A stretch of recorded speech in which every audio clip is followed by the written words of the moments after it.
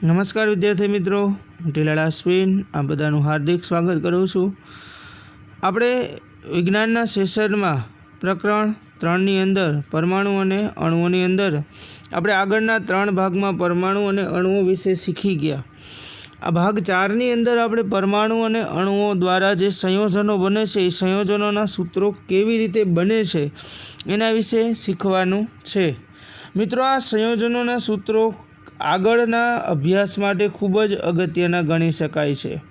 સામાન્ય રીતે મોટાભાગના વિદ્યાર્થીઓને આ સંયોજનોના સૂત્રો કેવી રીતે લખવા એ મોટાભાગે ખ્યાલ હોતો નથી। સામાન્ય રીતે જો આપણે વાત કરીએ તો પાણીનું ઉદાહરણ આપણે બધાને ખ્યાલ જ છે, એટલે હું પાણીનું ઉદાહરણ વારંવાર લઉં છું કે જેમાં આપણે લખીએ છીએ H2O। તો આપણને પ્રશ્ન થાય કે પાણીમાં હાઇડ્રોજન 2 જ શું કામ અને ઓક્સિજન 1 જ શું કામ? શું આમ ન લખી શકું H2O2? તો કે ના। શું આમ ન લખી શકું HO2? તો કે ના। શું કામ? તો આવું શા માટે બને છે? શું કામ પાણીને H2O જ લખાય છે? આ બંને રીતે લખી શકાતું નથી। એનું કારણ આપણે અહીં આ ભાગમાં સમજવાનું છે કે કેવી રીતે H2O જ લખાય છે અને એ જ ઓક્સિજન જો કાર્બન હારે આવે તો આપણે લખીએ છીએ CO2। તો અહીં જો કાર્બન 1 છે ને ઓક્સિજન 2 છે, તો આવા સંયોજનો આવી જ રીતે કેમ લખાય છે? એ જ જો ઓક્સિજનની વાત કરું તો મેગ્નેશિયમ હારે લખાય છે MgO। તો ત્યાં મેગ્નેશિયમ 1 અને ઓક્સિજન 1। તો દરેકમાં જો ઓક્સિજનની સંખ્યા બદલતી રહે છે, તો આવું શું કામ? તો એ આપણે આ ભાગમાં ભણવાનું છે। તો શરૂઆત કરીએ। શું કહે છે કે જુદા જુદા તત્વોથી બનતા સૌથી સરળ સંયોજનોને દ્વિઅંગી સંયોજનો કહેવાય છે। એટલે સૌથી સરળમાં સરળ સંયોજન જેમાં 2 જ પરમાણુઓ હાજર હોય છે। કોષ્ટક 3.6માં કેટલાક આયનોની સંયોજકતાઓ દર્શાવેલ છે અને તેમાં તેનો ઉપયોગ સંયોજનોના સૂત્રો લખવા માટે કરી શકો છો। તો બધા મિત્રોને ઉપર જે આપણે કોષ્ટક ભણ્યા એ કોષ્ટકને આપણી નજર સમક્ષ રાખવા, એટલે કે ચોપડીમાં આ 3.6 કોષ્ટક ખુલ્લું રાખવા વિનંતી કરું છું, કારણ કે આ કોષ્ટકની સંયોજકતાનો ઉપયોગ કરીને જ આપણે આ સૂત્રો બનાવવાના છે। ઉપર જે ખાલી પ્લસ લખેલું છે એની સંયોજકતા સમજવાની +1, ઉપર લખ્યું છે 2+ તો એની સંયોજકતા 2, જો ઉપર લખે 3+ તો એની સંયોજકતા 3। એવી જ રીતે જો અહીંયા પ્લસ સંયોજકતાની જગ્યાએ જ કેવી છે માઇનસ સંયોજકતા, એટલે અહીં તમે -2 લખો કે 2- લખો એનાથી કોઈ ફરક પડતો નથી।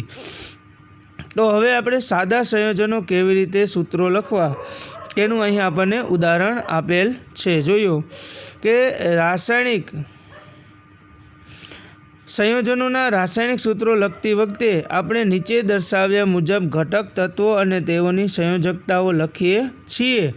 ત્યારબાદ સંયોજકતા પરમાણુની સંયોજકતાનો કૌંસ કરીએ છીએ। ઉદાહરણ તરીકે હાઇડ્રોજન ક્લોરાઇડનું સૂત્ર। તો મિત્રો, દેખાડ્યા પહેલાં હું તમને સમજાવું છું કે હાઇડ્રોજન ક્લોરાઇડનું સૂત્ર કેવી રીતે લખવું। તો આ લખતા પહેલાં આપણે પહેલી વખત હું આ છે એટલે બતાવું છું તમને। અહીં યાદ રાખો, હાઇડ્રોજન અને ક્લોરાઇડ એટલે ક્લોરીન, પાછળનું આઇડ કાઢીને ઇન લગાડો એટલે હાઇડ્રોજન અને ક્લોરીન। તો સૌથી પહેલાં આપણી પાસે જરૂર પડશે એની સંયોજકતાની। તો આપણે હાઇડ્રોજન અને ક્લોરીનની સંયોજકતા વિશે જો વાત કરીએ તો અહીં ઉપર યાદ રાખજો મિત્રો, હાઇડ્રાઇડની સંયોજકતા નથી લેવાની, માઇનસ સંયોજકતા નથી લેવાની, હાઇડ્રોજનની સંયોજકતા લેવાની છે +1 અને ક્લોરીનની, ક્લોરાઇડ એટલે ક્લોરીનની સંયોજકતા છે -1। યાદ રહી ગયું? હવે સૂત્રો કેવી રીતે લખવા એ તમને સમજાવું છું। આપણને સૂત્રમાં નામ આપ્યું છે હાઇડ્રોજન ક્લોરાઇડ। તો સૌથી પહેલાં શું કરવાનું, જેનું સૂત્ર લખવું હોય એ 2 નામ લખવાના, પણ યાદ રાખજો પહેલાં પ્લસ સંયોજકતાવાળું લખવાનું એટલે H, પછી લખવાનું ક્લોરાઇડનું Cl, લખ્યું એટલું, પછી હાઇડ્રોજનની સંયોજકતા નીચે લખવાની। હમણાં જ મેં તમને કોષ્ટકમાં કીધું હાઇડ્રોજનની સંયોજકતા કેટલી, +1। પછી ક્લોરીનની સંયોજકતા -1 સંયોજકતા લખાઈ ગઈ। હવે આપણે એનું કરવાનું છે ચોકડી ગુણાકાર। તો મિત્રો યાદ રાખજો, ચોકડી ગુણાકારમાં આ પ્લસ કે માઇનસને ધ્યાનમાં લેવાનું નથી, ખાલી સંયોજકતા લખવા સમયે ધ્યાનમાં લેવાનું। હવે ચોકડી ગુણાકાર કેવી રીતે કરવાનું, તો એકડો હાઇડ્રોજનને ગુણાય, અને આપણને બધાને ખબર છે કે એકડો કોઈ સંખ્યાને ગુણાય તો આપણે એને લખતા નથી। દાખલા તરીકે મેં 6 લખું કે 6ની ઉપર 1 લખું, બે એક જ, અથવા તો 1 ગુણ્યા 6 લખું તોય એક જ। તો 1 ગુણ્યા 6, તો આવા સંખ્યાને એકડો ક્યાંય દર્શાવવામાં આવતો નથી। હવે અહીં એકડો હાઇડ્રોજનને ગુણાય છે એટલે H, અને આ એકડો ક્લોરીનને ગુણાય એટલે Cl। તો આ સંયોજનનું સૂત્ર થઈ ગયું HCl। એમાં પહેલાંનું નામ એમનેમ રાખવાનું હાઇડ્રોજન, બીજાનું નામ છે ક્લોરીન, તો એની પાછળ આઇડ લાગે એટલે ક્લોરાઇડ, એટલે એનું સૂત્ર થઈ જાય હાઇડ્રોજન ક્લોરાઇડ। જો અહીં મેં જે રીતનું લખાયું, ઉપર સંજ્ઞા નીચે સંયોજકતા, તેથી હાઇડ્રોજન ક્લોરાઇડનું સૂત્ર થાય HCl। તો એવી જ રીતે મિત્રો બીજું ઉદાહરણ આપ્યું છે આપણને હાઇડ્રોજન સલ્ફાઇડ અને પાણીનું। તો પહેલાં હું હાઇડ્રોજન સલ્ફાઇડની વાત કરું તો નામ ઉપરથી આપણે કહી શકીએ કે હાઇડ્રોજન સલ્ફાઇડમાં હાઇડ્રોજન એટલે H અને સલ્ફાઇડ એટલે સલ્ફરનો S। હવે મિત્રો કોષ્ટકમાં જોવો જઈને હાઇડ્રોજન અને સલ્ફરની સંયોજકતા કેટલી છે। જો તમે જોશો તો હાઇડ્રોજનની સંયોજકતા થશે +1 અને સલ્ફરની સંયોજકતા થશે -2। તો અગાઉ આપણે વાત કરી એમ હવે શું કરવાનું છે, ચોકડી ગુણાકાર। ચોકડી ગુણાકારમાં બગડો ગુણાશે Hને, એટલે શું થશે H2। પણ મિત્રો જે સંખ્યા ગુણાય એને ક્યાં લખવાની, નીચે। અને હવે આ એકડો ગુણાશે સલ્ફરને, એટલે એકડો લખાતો નથી, એટલે લખાશે H2S। તો આ થઈ ગયું હાઇડ્રોજન સલ્ફાઇડનું સૂત્ર। જો અહીં તમે જોઈ શકો છો કે ઉપર સંજ્ઞા લખવાની, નીચેની સંયોજકતા। આ લોકો સંયોજકતામાં પ્લસ માઇનસ લખતા નથી, એટલે એનું સૂત્ર થાય H2S। આપણે પ્લસ માઇનસ લખવાનું કારણ શું કામ, તો કે આપણને ખ્યાલ આવે કે પ્લસવાળું પહેલાં લખવાનું છે, માઇનસવાળું પછી। અને અહીં બીજું ઉદાહરણ એને કીધું છે પાણીનું સૂત્ર। તો પાણીનું સૂત્ર આપણે શું લખીએ છીએ, H2O। શું કામ H2O જ લખાય, તો ચાલો જોઈએ। જો હું વાત કરું તો હાઇડ્રોજન ઉપર લખાશે H અને અહીંયા લખાશે O। હાલો હાઇડ્રોજનની સંયોજકતા જોવો જઈને કોષ્ટકમાં કેટલી આપેલી છે, તો કે હાઇડ્રોજનની સંયોજકતા છે +1।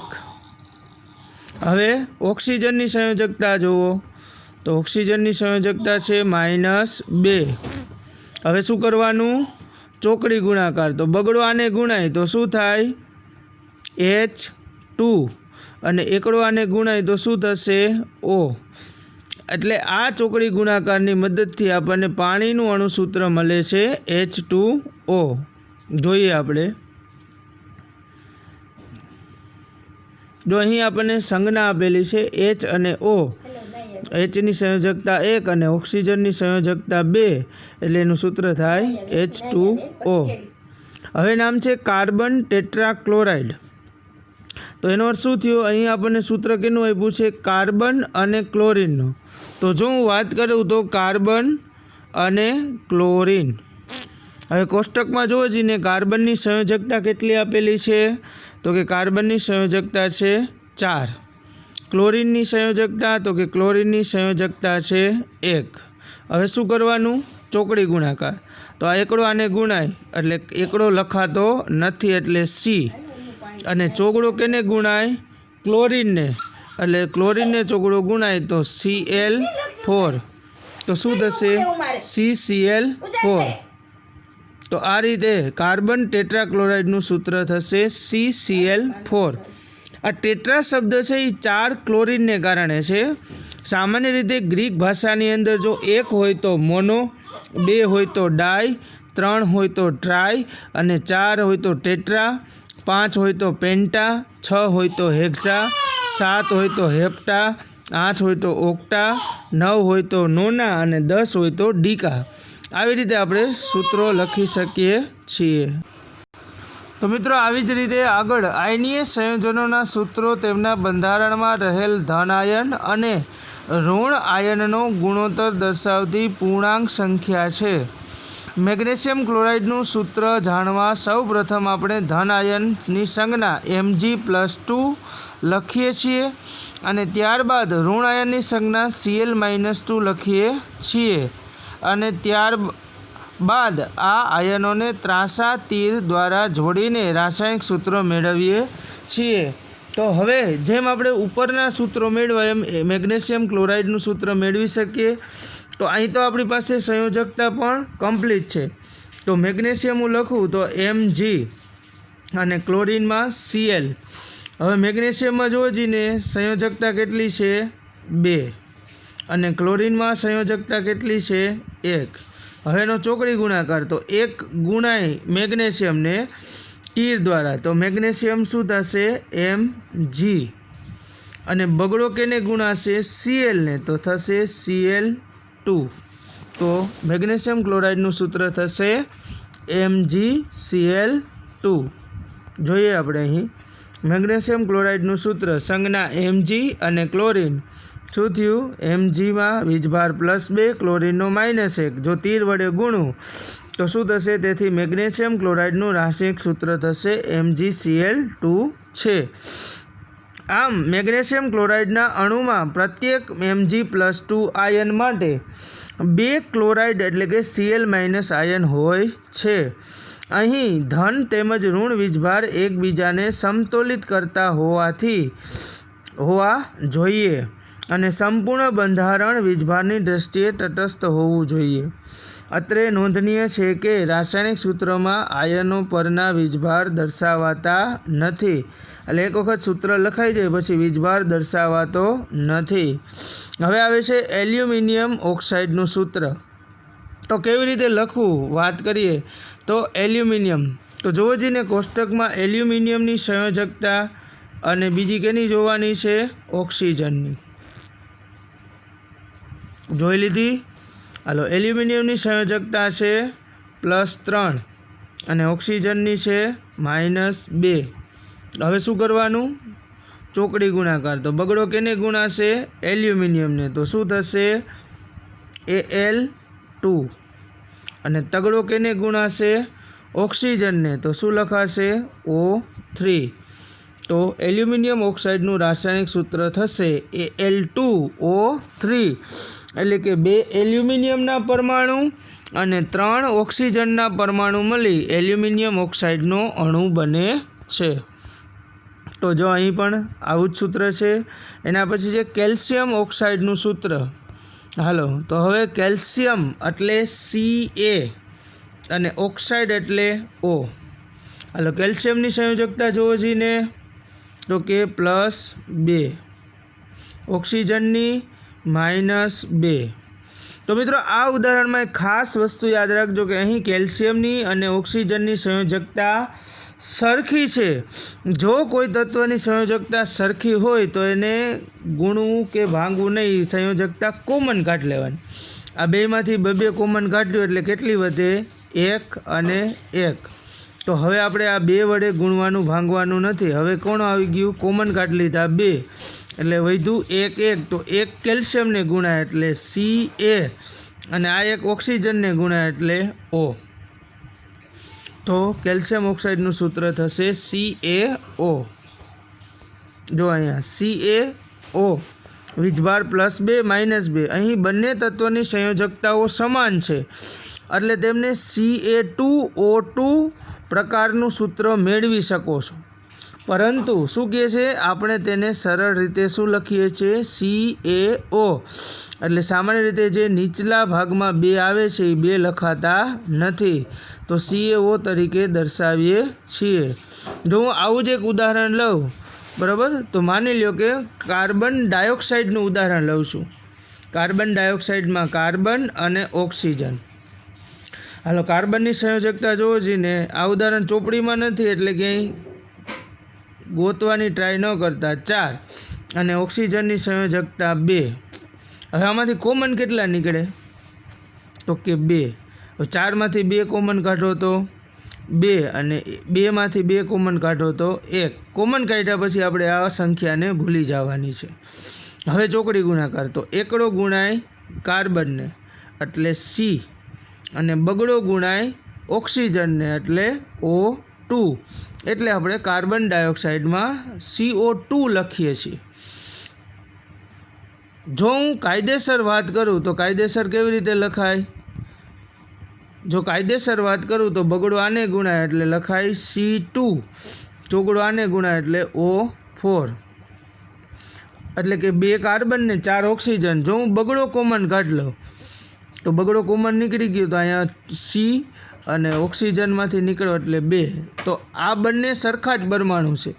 અહીં જો 2 કાર્બન તો 2 કાર્બન, અહીં 4 ઓક્સિજન તો 2 ગુણ્યા આ 2 અને આ 2નો ગુણાકાર થાય તો 2 દુ 4 ઓક્સિજન.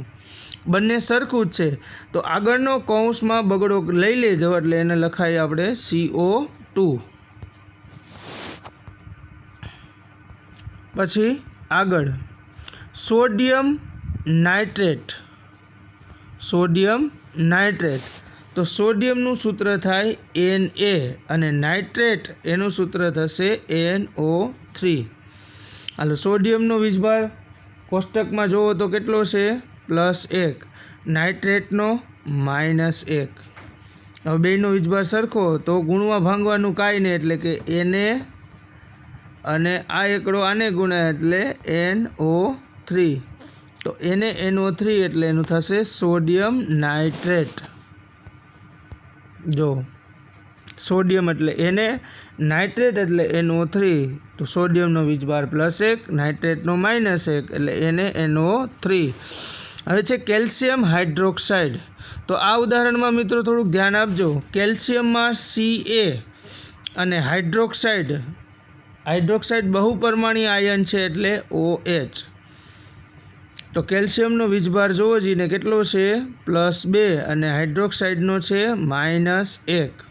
તો હવે શું થશે? આ એકડો Ca ને ગુણાશે એટલે એને લખાશે Ca અને બગડો છે આ બહુપરમાણીય આયનને ગુણાશે. હવે આપણે આગળ નિયમ ભણી ગયા કે જ્યારે બહુપરમાણીય આયનને કોઈ સંખ્યા ગુણવાની હોય તો પહેલાં શું કરવાનું? કાઉન્સ કરવાનો. કાઉન્સ કરી બહુપરમાણીય આયન લખવાનો OH અને પછી જે બગડો આને ગુણાય છે એ બગડો બાજુમાં લખવાનો. તો આનું સૂત્ર થશે CaOH2, કેલ્શિયમ હાઇડ્રોક્સાઇડ. તો બહુપરમાણીય આયન જો અહીં લખ્યું છે, અત્રે નોંધનીય છે કે કેલ્શિયમ હાઇડ્રોક્સાઇડનું સૂત્ર CaOH2 છે, નહીં કે CaOH2. જો તમે આ રીતનું CaOH2 લખો તો બાજુનો જે બગડો છે એ માત્ર હાઇડ્રોજનને જ ગુણાશે, ઓક્સિજનને ગુણાતો નથી. એટલા માટે ઓક્સિજનને અને હાઇડ્રોજન બંનેને ગુણવા માટે આપણે એમાં કાઉન્સ કરીએ છીએ. જ્યારે સૂત્રમાં 2 કે તેથી વધારે સમાન આયનો હાજર હોય ત્યારે આપણે કૌંસમાંના ઉપયોગ કરીએ છીએ. અહીં કૌંસ કરીને દર્શાવેલ OHની નીચેની તરફ 2 એ દર્શાવે છે કે એક કેલ્શિયમ પરમાણુ સાથે 2 હાઇડ્રોક્સિલ એટલે OH સમૂહો જોડાયેલ છે.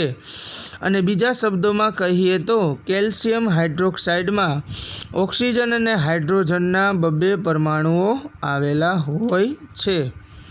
કેલ્શિયમ હાઇડ્રોક્સાઇડમાં ઓક્સિજન અને હાઇડ્રોજનના કેટલા? 2 પરમાણુ હોય છે. હવે એવી જ રીતે સોડિયમ કાર્બોનેટ. તો જો હું સૂત્ર લખું તો સોડિયમનું થશે Na અને કાર્બોનેટનું થશે CO3. તો સોડિયમનો વીજભાર +1 અને કાર્બોનેટનો -2. હવે શું કરવાનું? આગળ કરતાં એમ ચોકડી ગુણાકાર. તો Na ને ગુણાશે 2 એટલે Na2 જો સોડિયમ બહુપરમાણીય આયન નથી, સોડિયમ ધાતુ છે એટલે બગડો એમનેમ ગુણી શકાય, ત્યાં કાઉન્સ કરવાની જરૂર નથી. અને હવે એકડો ગુણાશે CO3 ને, બરાબર? તો CO3 ને એકડો ગુણાય તો પણ કાઉન્સ કરવાની જરૂર નથી, એટલે CO3 એમનેમ. જો સંયોજનમાં 2, 3, 4, 5 ગુણવાના હોય તો જ કાઉન્સ કરવો, નકર કાઉન્સ એકડો ગુણવાનો હોય. CO3 ને આપણે શું ગણ્યો? એકડો. તો એકડો ગુણવા માટે અહીં કાઉન્સ કરવાની જરૂર નથી. એટલે સોડિયમ કાર્બોનેટનું સૂત્ર થશે Na2CO3. દેશી ભાષામાં વાત કરીએ તો N2CO3. Na2 એટલે N2, CO3 એટલે CO3. જો થઈ ગયું. ઉપર દર્શાવેલ ઉદાહરણમાં માત્ર એક જ આયન હોવાથી કૌંસ દર્શાવવાની જરૂર નથી. હવે આવે છે એમોનિયમ સલ્ફેટનું સૂત્ર.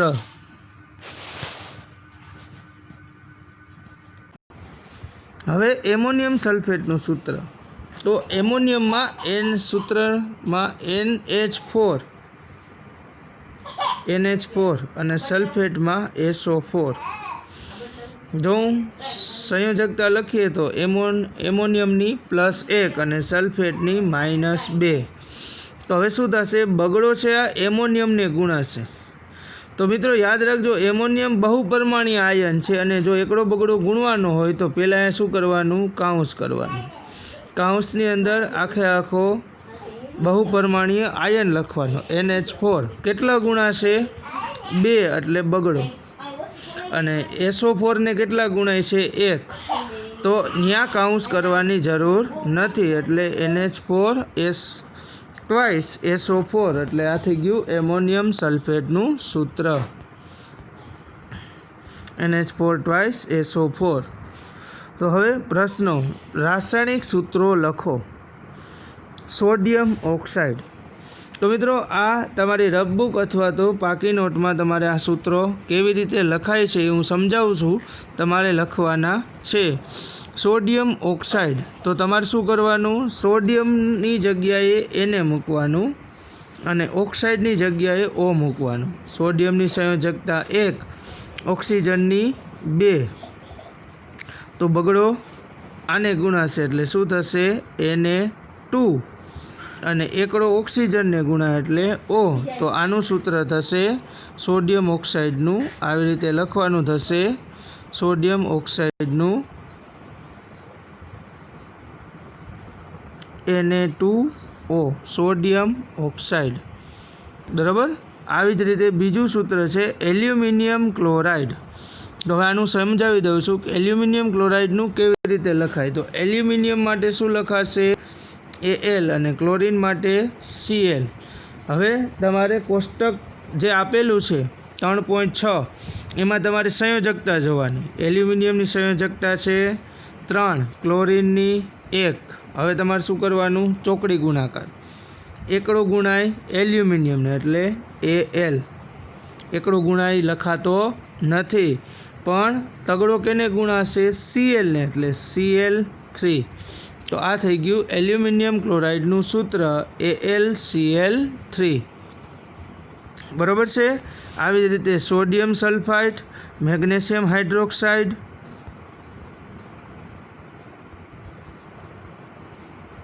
આના સૂત્રો તમારે તમારી જાતે મેળવવાના છે.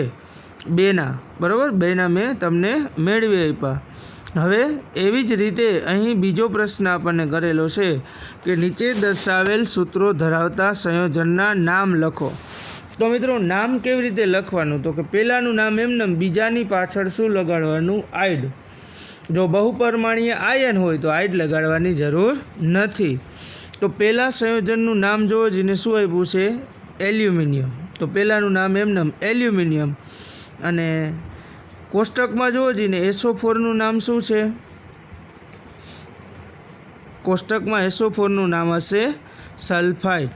તો આખું નામ બોલો જઈને શું થશે? Aluminium sulphide. બરાબર. એવી જ રીતે બીજા તત્વમાં જુઓ CaCl2. તો Ca નામ શું થશે? કેલ્શિયમ. શું થશે? કેલ્શિયમ. અને Cl2 અહીંયા બગડો તગડો જોવાનો નથી. સીએલનું નામ શું છે? ક્લોરીન. તો એની પાછળ આઈડ લગાડો એટલે શું થશે? ક્લોરાઇડ. તો આનું નામ થશે કેલ્શિયમ ક્લોરાઇડ. એના પછી ત્રીજાનું નામ છે K2SO4. તો કે એટલે પોટેશિયમ ને SO4 એટલે સલ્ફેટ. પૂરું નામ થશે પોટેશિયમ સલ્ફેટ. એ જ રીતે ચોથા છે KNO3 કનો 3. કે એટલે પોટેશિયમ, NO3 એટલે નાઇટ્રેટ. આખું નામ થશે પોટેશિયમ નાઇટ્રેટ. પાંચમામાં CaCO3 કાક-O3. CaCO3 કાક-O3. C એટલે કેલ્શિયમ અને CO3 એટલે કાર્બોનેટ. તો પૂરું નામ થશે કેલ્શિયમ કાર્બોનેટ. ત્રીજો પ્રશ્ન છે રાસાયણિક સૂત્ર શબ્દનો અર્થ શું છે? તો રાસાયણિક સૂત્રો એટલે કે કોઈપણ તત્વના નામને ટૂંકમાં દર્શાવવાને આપણે રાસાયણિક સૂત્રો કહીએ છીએ. પછી ચોથું, નીચેનામાં કેટલા પરમાણુ હાજર હોય છે? તો આપણે પરમાણુની સંખ્યા ગણવાની છે. તો એમાં પહેલું છે H2S અણુમાં કેટલા પરમાણુ છે? તો જો ગણો છે ને H2S, તો H2 એટલે 2 હાઇડ્રોજન, બરાબર, 2 હાઇડ્રોજન, અને વત્તા S એટલે 1 સલ્ફર. તો 2 ને કેટલા થયા? ટોટલ 3 પરમાણુ હાજર છે. એવી જ રીતે PO4 અને ઉપર છે 3- પણ યાદ રાખજો મિત્રો, અહીંયા ખાલી P એક જ છે. અને O4 એટલે ઓક્સિજન કેટલા છે? 4. તો 4 વત્તા 1 કેટલા થશે? 5. અહીં જે ઉપર જે ±3 સંયોજકતા છે, ઉપર જે -3 સંયોજકતા છે એ એની સંયોજકતા છે, પરમાણુ કે અણુની સંખ્યા નથી. એટલે એ ધ્યાનમાં લેવાની નથી. એટલે આપણે ધ્યાનમાં માત્ર લેશું PO4 એટલે P એટલે ફોસ્ફરસ 1 અને O એટલે ઓક્સિજન 4. તો 1 ફોસ્ફરસ ને 4 ઓક્સિજન એટલે ટોટલ કેટલા પરમાણુ થશે? 5. તો PO4 છે એ કેટલા આયન છે? 5. બરાબર. હાલો, આણ્વીય દળ અને મોલ સંકલ્પના અને હવે પછીનો જે વિભાગ છે એ આપણે આ વખતે કોર્સમાંથી નીકળી ગયું છે. તો આજ માટે આટલું જ. આભાર વિદ્યાર્થી મિત્રો.